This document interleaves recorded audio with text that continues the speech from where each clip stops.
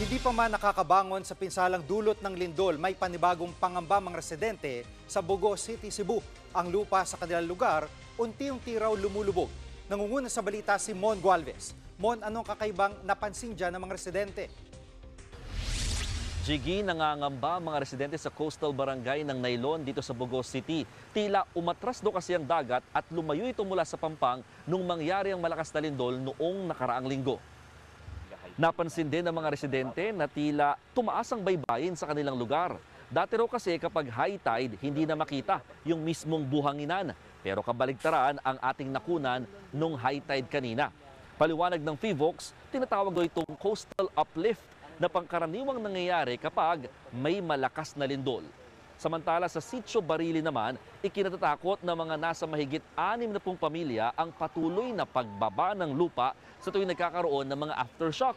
Aabot na sa halos apat na talampakan o mahigit 1 metro yung lalim nito mula sa mismong kalsada. Dumarami rin ang mga bitak sa lupa. Agad naman itong sinuri ng mga tauhan ng PHIVOLCS para malaman kung bahagi ba ito ng Bogo Bay Fault na malapit lamang sa lugar o indikasyon ng pagkakaroon ng sinkhole na epekto rin ng lindol. Aabot na sa 8 kilometro ang haba ng Bogo Bay Fault na namapa ng PHIVOLCS. Muli nilang binigyang diin na hindi dapat magtayo ng anumang struktura sa tig-5 metrong safety zone sa magkabilang panig ng fault. Nakahanda naman doon mga pulis na tumulong para masigurong may patutupad ito. Well, normal ang nagkakaroon ng mga sea level changes pag nagkakaroon ng mga lindol kasi gumagalaw yung lupa dahil sa paggalaw ng fault. Ito isang natural phenomenon sa isang lindol.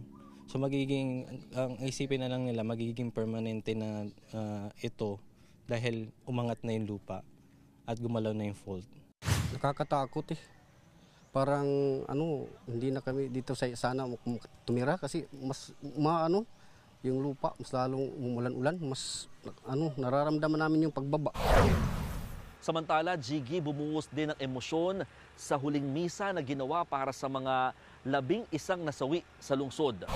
Isa ang barangay Binabag sa pinakanapuruhan ng malakas na lindol, kaya dito na itala ang pinakamaraming nasawi.